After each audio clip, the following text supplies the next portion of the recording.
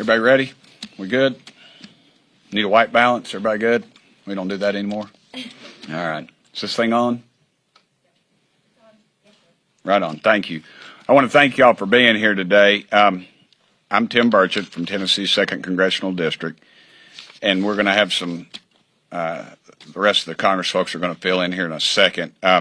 Next Wednesday, July 26th at 10 a.m., the House Oversight Committee will hold a hearing on unidentified anomalous phenomena, UAPs. I prefer to call them UFOs.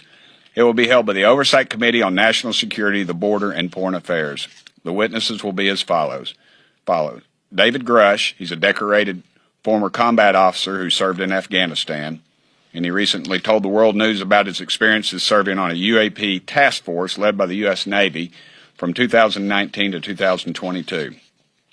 Commander David Fravor, he's a former Navy commander who shot the famous Tic Tac video that you've seen. It's on YouTube. It's 60 Minutes did a special on it. He did that in 2004 during a routine training flight over the Pacific Ocean. Ryan Graves, he's a former Navy pilot. He reported multiple UAP encounters during training flights. And the interesting thing about Ryan was that he warned the Pentagon that these encounters are putting our pilots at risk. He attended the hearing held by the House Intelligence Committee last year, but was not allowed to speak. If you all remember, he wasn't even allowed admittance. He had to have someone gave him press credentials to get in, which I thought really stunk. Last year, the House Intelligence Committee held a hearing on UAPs. They brought in some Pentagon bureaucrats who only had 2 answers to the questions they were asked. I don't know, or that's classified. This hearing is going to be different. We're going to have witnesses who can speak frankly to the public about their experiences. We've had a heck of a lot of pushback about this hearing. We've had members of Congress who fought us. We've had members of the intelligence community and also the Pentagon. Even NASA backed out on us. There are a lot of people who don't want this to come to light. I've even tried to introduce an amendment to the Federal Aviation Administration Reauthorization Bill, and all that would do would require the Federal Aviation Administration to report UAP sightings by commercial pilots to Congress. I was told the intelligence community shut it down. This is ridiculous, folks. They do exist or they don't exist. They keep telling us they don't exist, but they block every opportunity for us to get a hold of the information to prove that they do exist.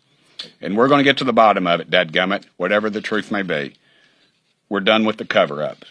I want to introduce my friend Jared Moscowitz. He has a legal and an incredible analytical mind, and he's a friend of mine. Jared? Thanks, Tim. Good morning, and I want to thank my colleagues behind me that we're all leading this effort on a bipartisan basis. And ultimately, you know, it really is about getting to just greater government transparency. As Tim said, that, you know, when we ask these questions, if the answers are there are no unidentified aerial phenomenon, then say that. But that's not what the answers are. The answers are we can't tell you. And so that leads to speculation. And so this is something that has undoubtedly captured the public's attention in multiple administrations. And it's just finally time the U.S. government answer questions about what they know and when did they know it. Taxpayers are paying for programs that are keeping this information secret. They have a right to know where their dollars are going. And with claims coming forward, as technology is getting better, people are capturing things on their phones now, right? We need to know whether these things are they domestic, are they foreign, or are they something else, or do they not exist? And the government needs to have straight answers. And so the American people deserve to know the truth on this. Unnecessarily censoring things or overclassification is what leads to all of these theories that have been out there. And so again, I want to thank my colleagues behind me for their leadership, and we look forward to having a productive hearing on topic on a bipartisan basis. Thank you very much.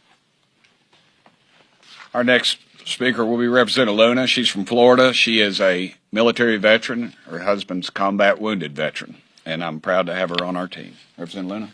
Thank you, Burchett. Good morning, everyone. For decades, I should say she's with child. Yeah, thank you, Burchett.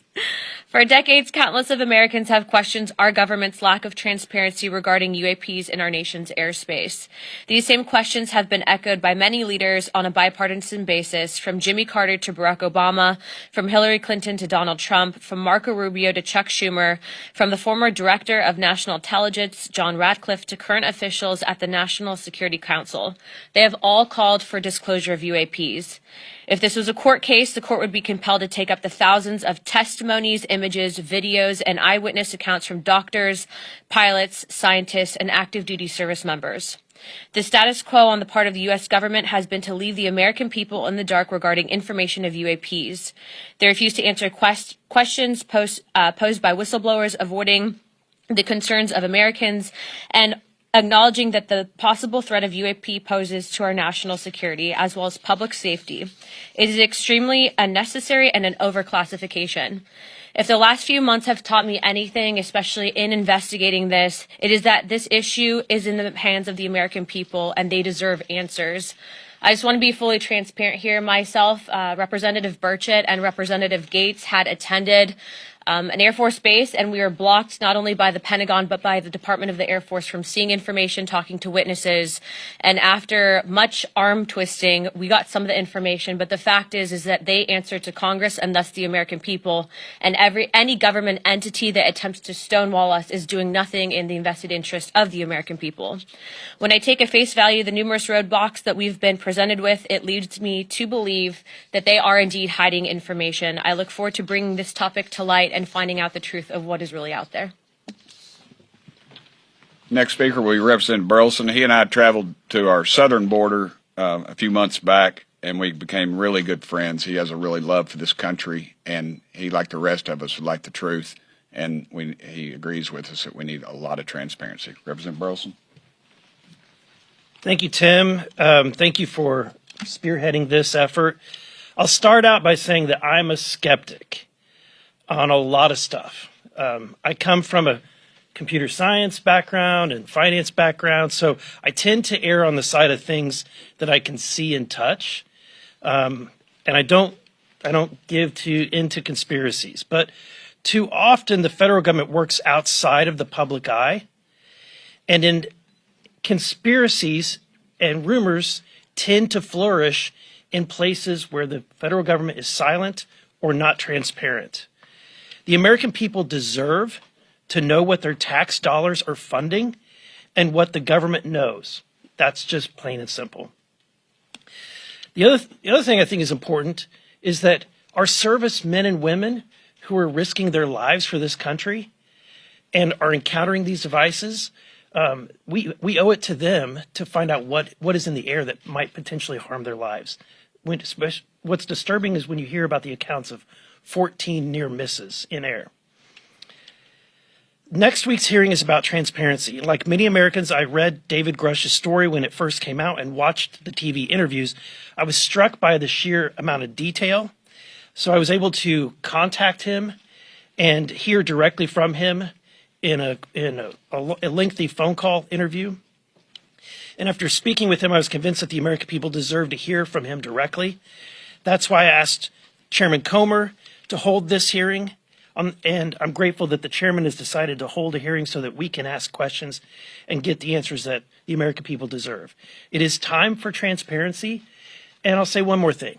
It's the responsibility of members on oversight to do. This is our job. This is exactly what our responsibility is. So I'd like to thank Tim and my other colleagues for their leadership in putting this together, and I want to thank the chairman for his support. We'll answer your question. I, too, would like to thank Chairman Comer and Speaker McCarthy, who have allowed us to do this. Yes, sir. Good morning. Just anybody. My question starts with you here, but walk us through what has happened. You say you tried to get information from the military. Yeah, we were. And if others have other, give us very specific things, what the inquiry was, what they responded, how you went back, and therefore what your thesis is and what they're trying to cover up. Okay, well, and what Representative Luna and I experienced was our colleague Matt Gates was contacted by some folks that said that some people would like to talk about some information, some things they'd seen, and we contacted the Air Force, and we flew. We were told we were going to be briefed on this issue, the UFO, UAP. I like UFO, and we got down there, and it was the traditional skiff James Bond stuff. You leave your phone, your Fitbit. We go in, and the synopsis had nothing to do. It was some pretty big important stuff, but it was not anything to do with the UFO. And we stopped the thing rightfully right in the middle of it and said, "Hey, this is not what you all told us we were coming down here for." And they basically told us, "We're not going to give it to you." The arrogance of this general was beyond belief. The Pentagon. This is Department of the Air Force. It was the commanding. Microphone, please. Oh, yeah, of course. It was the commanding general of Elgin Air Force Base. And ultimately, even before we got down there, the Pentagon actually tried to cancel the field hearing. And also, it's important to note that these were whistleblowers. These were pilots that had come forward to Representative Gates' office with information saying this needs to be investigated. We have an increase in sightings in this region. And it's a cause for concern for national security reasons. We don't know what it is. So we went down there. We were stonewalled. They would not give us access to testimony from some of the pilots. They were hiding images and information. We were told there was pictures available, which we still haven't seen. And ultimately what ended up happening is we had to actually call House Armed Services. Chairman Rogers got involved. The Pentagon got involved. The Department of the Air Force got involved. We actually got into an argument with the general of that base. And it's important to note that we were there simply to follow up on the whistleblowers that came forward with information. And so if the Department of the Air Force, if the Pentagon thinks that they're above Congress, they have something else coming to them. We told them we were going to do this if they continued to hide information. And ultimately, the American people deserve the facts. And also, I'd like to make, for the record, numerous pilots have told us, and I'm sure they've told Representative Luna, that the when they come forward with this, they're supposed to be provided some sort of whistleblower protection, but they're not. The brass will tell you they're debriefed. Well, they're interrogated for 8 hours, I believe, at some point. Then they have a blemish on their record, and then they carry this stigma. And we've been actually told that they will destroy video evidence because they don't want to have to go back in and have to be pulled off the flight line and be interrogated for 8 hours. One follow-up. Go ahead. If you can indulge me for a minute. You pay our salary. You go ahead.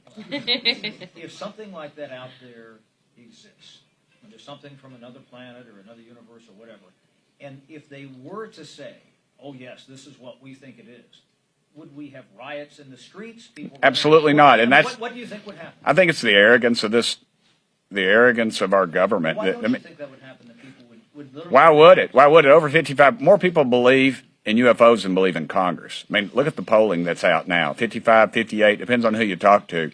They believe there's something else out there, and these are legitimate polls. I'm stopped every weekend. I'm back in Knoxville. Man, I'm talking about educated people, professional people. I'm on airplanes. I'm traveling all over the country. People will stop me and tell me about an experience. Decorated veterans. These people, why would they risk their reputations and careers over something that they're lying about? It's too big right now, and I don't believe they can keep their thumb in the dam too much longer because people are coming forward at too rapid of a rate. Yes, sir. Thanks, Tim. Is this issue important because, I mean, Congresswoman Luna said national security, is this because, like, these UFOs or UAPs could be coming from China or another adversary? And second, you mentioned an amendment that didn't make it into the FAA reauthorization. So you said the intel community blocked it.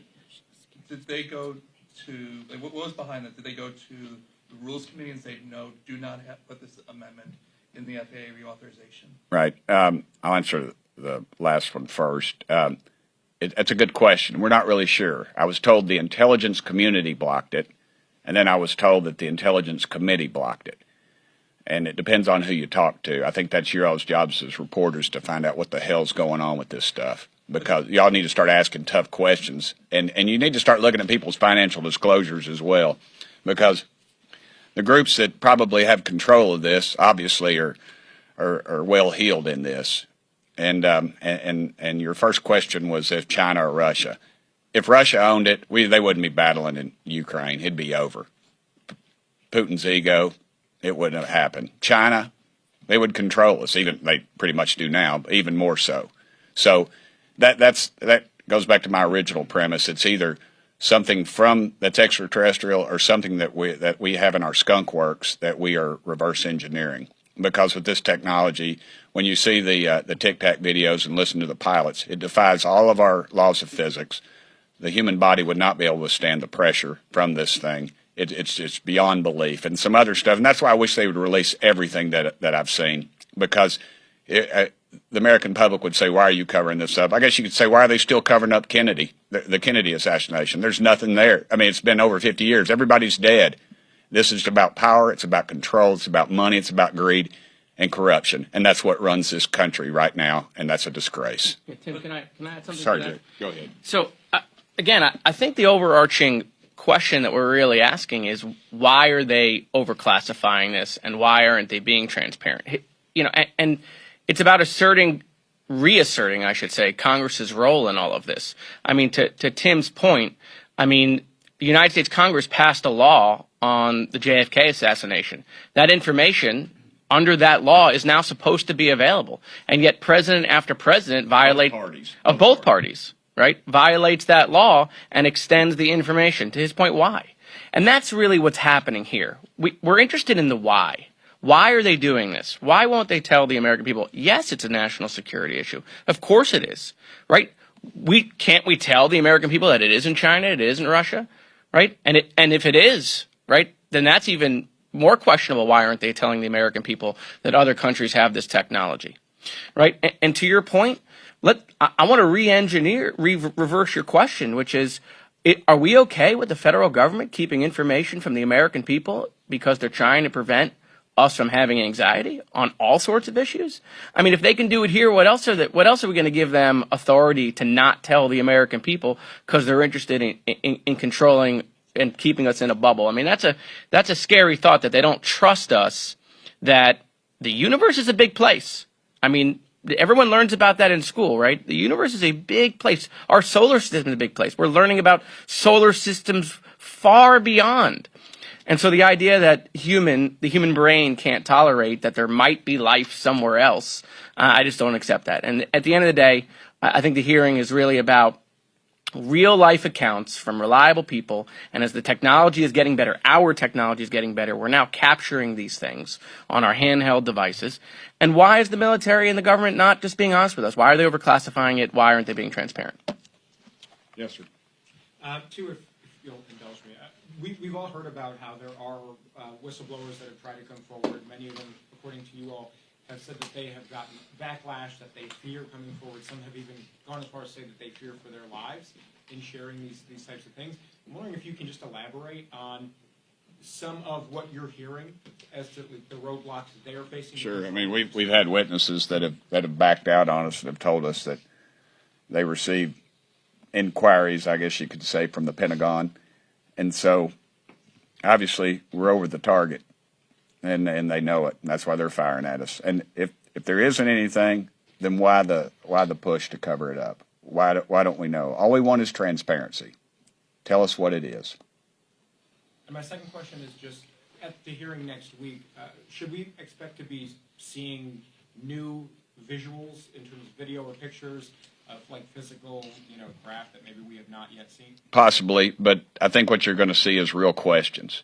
When the Intelligence Committee held that bogus meeting in the public, I mean, literally the people that they brought from the Pentagon couldn't spell UFO. That was the most ridiculous thing. I don't know if any of y'all saw that or not. They had one video where the guy filmed it out of his canopy with a cell phone, the most technologically advanced country in the world.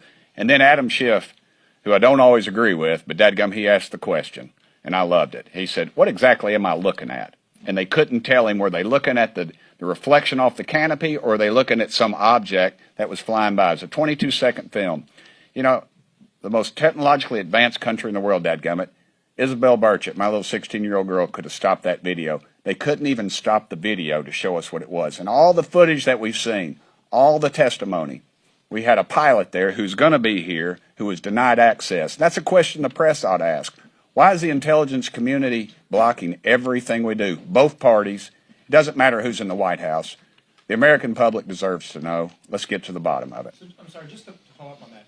Are you suggesting there are better quality images, better quality video? I've seen better quality Yes, videos, dude. absolutely. Absolutely, 100%, and they need to release them.